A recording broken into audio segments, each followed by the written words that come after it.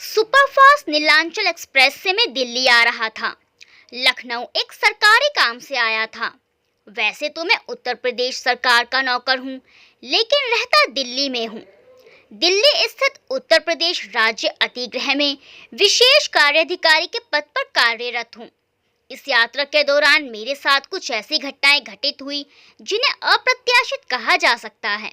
मसलन लखनऊ मुझे एक अधिकारी से मिलना था। उनकी पत्नी को जानलेवा दिल का दौरा पड़ गया। वह बेचारी पूरे 3 दिन तक जीवन और मृत्यु के बीच हिचकोले खाती हुई किसी तरह जीवित अपने परिवार वालों के बीच लौट सकी थी। वे अधिकारी भद्र पुरुष थे। पत्नी की बीमारी से फारिग होते ही उन्होंने पूरे 10 घंटे लगातार परिश्रम करके मेरी उस योजना को अंतिम रूप प्रदान कर दिया जिसके लिए मैं लखनऊ आया था। वापसी हेतु ऐन दशहरे के दिन ही मैं ट्रेन पकड़ सका। गाड़ी अपने निर्धारित समय पर लखनऊ से छूटी, लेकिन इन्नाव से पहले सोनिक स्टेशन पर वह अंगद के पांव की तरह अड़ गई।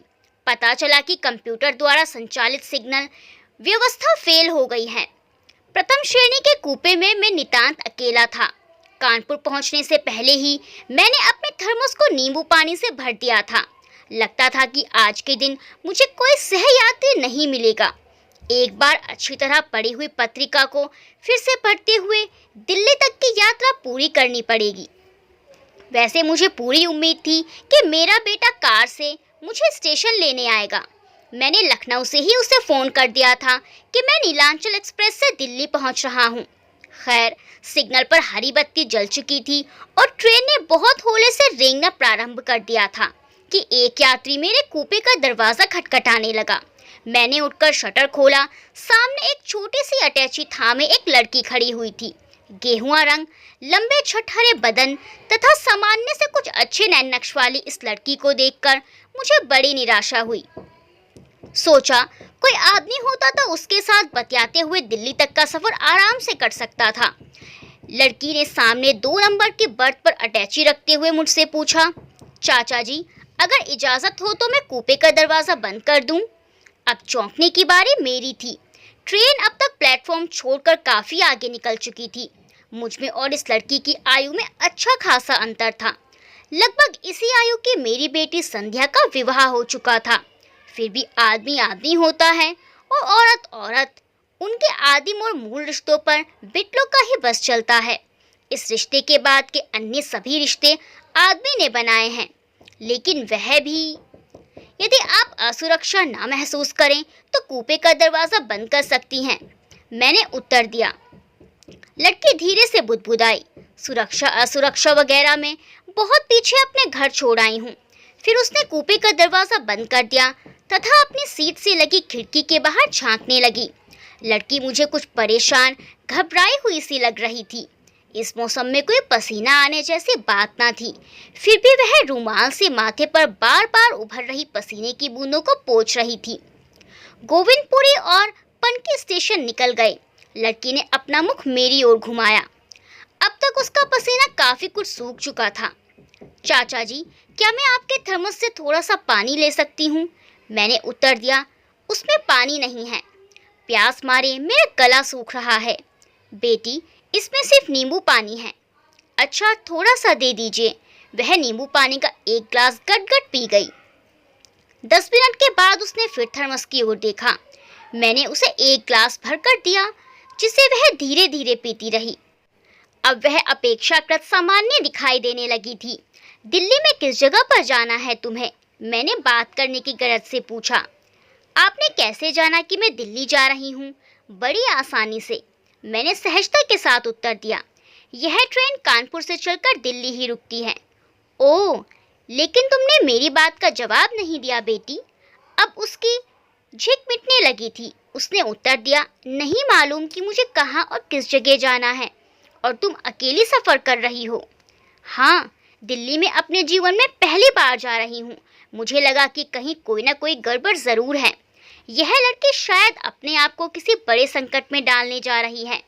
बेटी, मैंने स्पष्टतावादिता से काम लेते हुए पूछा। पहले बात तो ठीक तरह से समझो, फिर जवाब दो। मैं कह रहा था कि यह ट्रेन रात के करीब 1:30 बजे दिल्ली पहुंचेगी और तुम्हें यह तक पता नहीं कि कहाँ जाओगी, किसके साथ रहोगी। नई दिल्ली स्टेशन पर राकेश मुझे लेने आएगा। राकेश मेरा प्रेम, मेरी जिंदगी, मेरा सब कुछ है। कौन राकेश? तो तुम अपने घर से भागकर आ रही हो? फिल्मी संवाद की शैली में उसने उत्तर दिया। आप जो भी हो, जैसे भी चाहें निष्कर्ष निकाल सकते हैं, लेकिन मैं भागकर नहीं जा रही हूँ। मैं एक नया घर बनाने, एक नई जिंदगी शुरू करने जा रही हूँ। दिल्ली में नया घर, नई जिंदगी। कुछ रुककर मैंने अगला सवाल किया, तुम्हारी उम्र क्या है? 18 वर्ष और कुछ दिन का हाई स्कूल का प्रमाण पत्र है मेरे पास। इसका मतलब यह हुआ कि तुम कानून की लटांके से पूरी तरह से लेस होकर अपने घर से निकली हो। फिलहाल इस बात को जाने दो। यह बताओ, तुम पढ़ी कहाँ तक हो? इंटरमीडिएट, प्रथम श्रेणी। मुझे 3 विषयों में विशेष योग्यता मिली है। अरे, तुम्हारे सामने चिकनी सड़क जैसा उज्जवल भविष्य फैला हुआ है, फिर तुम यह सब क्या करने जा रही हो? चाचा जी, मुझे कोई प्यार नहीं करता, ना पिताजी और ना ही माँ। दोनों की अपनी अलग दुनिया है। किटी, पपलू, ब्रिज क्लब, देर रात तक चलने वाली कॉकटेल पार्टियां, मेरे अलावा दोनों को सब कुछ अच्छा लगता है। उन दोनों की एक एक बात मैं अच्छी तरह से जानती समझती हूँ, लेकिन घटिया बातें अपने मुंह से आपके सामने कहना क्या आसान होगा। चाचा जी, घर के नौकरों के साथ मैंने अपना बचपन बिताया है। मेरे माता पिता या तो घर में ही होते नहीं हैं, और यदि होते भी हैं तो अपने अपने शयन कक्ष में सोए पड़े होते हैं। अब मैं कैसे कहूँ कि मुझे बचपन में ही खराब, बहुत खराब हो जाना चाहिए था, पर यह करिश्मा ही है कि मैं आज तक ठीक ठाक हूँ। अकस्मात मुझे लगा कि चारों तरफ फैलती जा रही शून्यता के बीच मेरी प्यारी बेटी संध्या मुझसे बातें कर रही है। बेटी, तुम्हारा नाम जान सकता हूँ? अमला नाम है मेरा। राकेश को कैसे जानती हो? मेरे मोहल्ले का लड़का है, कॉलेज में मुझसे आगे था, एमए कर चुका है। वह करता क्या है? कुछ नहीं। तो फिर दिल्ली में तुम दोनों खाओगे क्या, रहोगे कहाँ? मैं तो समझ रहा था कि राकेश दिल्ली में कोई नौकरी करता होगा, उसके पास रहने का अपना कोई ठिकाना होगा। दिल्ली में हम सिले सिलाए कपड़ों का व्यवसाय करेंगे। सुना है कि दिल्ली में यदि अच्छे संपर्क सूत्र बन जाएं, तो विदेशों में तैयार वस्त्र निर्यात करके लाखों के वारे न्यारे किए जा सकते हैं। ठीक सुना है तुमने बेटी। मेरा मन भीग चला था। जरूर लाखों के व्यारे न्यारे किए जा सकते हैं यदि संपर्क सूत्र अच्छा हो जाए तो। लेकिन संपर्क सूत्र का अर्थ जानती हो तुम? एक फरोख और अदा। हाँ, क्यों नहीं। संपर्क सूत्र बढ़ने का अर्थ है लोगों से जान पहचान हो जाना। नहीं, मैंने कठोरता से पूछा। कभी कभी इस शब्द के अर्थ बदल भी जाते हैं, यानी शून्य अर्जित करने के लिए अपने आप को अकारण मिटा डालना, एक ऐसी नदी बन जाना जिसका उद्गम तो होता है किंतु कोई सम्मानजनक अंत नहीं होता। गाजियाबाद स्टेशन निकल चुका था, हम दिल्ली के निकट पहुंच रहे थे। मैं बहुत असमंजस्य की स्थिति में था। मैं अमला से कुछ कहना चाहता था, लेकिन क्या कहना चाहता था, क्यों कहना चाहता था, इसकी कोई साफ तस्वीर उभर कर मेरे मस्तिष्क में नहीं आ रही थी। लेकिन बेटी, व्यापार के लिए धन चाहिए। कितना रुपया होगा तुम लोगों के पास? राकेश के पास क्या है? एक तरह से कुछ भी नहीं, अमला ने उत्तर दिया। वह कह रहा था कि मैं अपनी माँ के कुछ जेवर तथा पिताजी की सेव से व्यापार लाया कुछ रुपये ले चलूं। आखिर बाद में वह सब कुछ मेरा और बड़े भैया का ही तो होगा। कल मिलने वाली चीज़ को आज ले लेने में क्या हर्ज है? मुझे कुछ और पूछने का अवसर दिए बगैर वह कहती गई। लेकिन मैं उन सब से घृणा करती हूँ। उनका रुपया, पैसा, जेवर आदि। मैं अपने भावी जीवन में कोई भी ऐसी चीज़ नहीं चाहती जिसमें माता पिता की स्मृति जुड़ती हो। मैं अपने साथ जेब खर्च से बचाए हुए 100 रुपयों के अलावा कुछ और लेकर नहीं आई। मैंने राकेश से साफ साफ कह दिया था कि हम अपना आने वाला जीवन अपने हाथों, अपने साधनों से बनाएंगे। तुम्हारी यह बात क्या राकेश को अच्छी लगी थी? मैंने पूछा। शायद नहीं।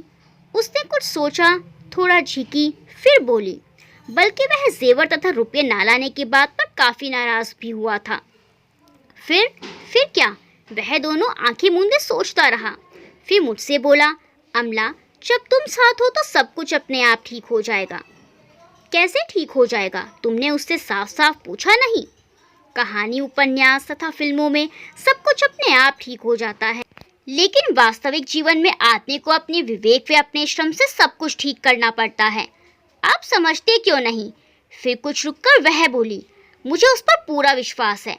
फिर भी बेटी, मैंने आज तक अविश्वासघात होते नहीं देखा। जब भी घात हुआ विश्वास के साथ ही हुआ, और मैं नहीं चाहता कि तुम्हारे साथ कुछ ऐसा हो। ट्रेन यमुना के पुल से गुजर रही थी। हमारे पास समय बहुत कम बचा था। रात के 1:35 हो चुके थे। मैंने हिम्मत बटोरकर अमला से पूछा, बेटी, मुझ पर भरोसा रखकर क्या मेरी एक बात मानोगी? हाँ हाँ कहिए। आज रात तुम मेरे घर चलो। तुम्हारे राकेश को भी हम अपने साथ ले चलेंगे। मगर मगर मत करो, हाँ कह दो।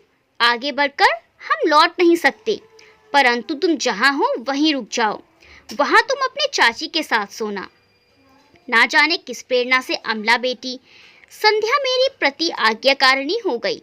बोली, ठीक है, इतनी जिद कर रहे हैं तो आपकी बात मान लेती हूँ। नई दिल्ली रेलवे स्टेशन के निकास द्वार पर राकेश अपने दोस्तों के साथ खड़ा था।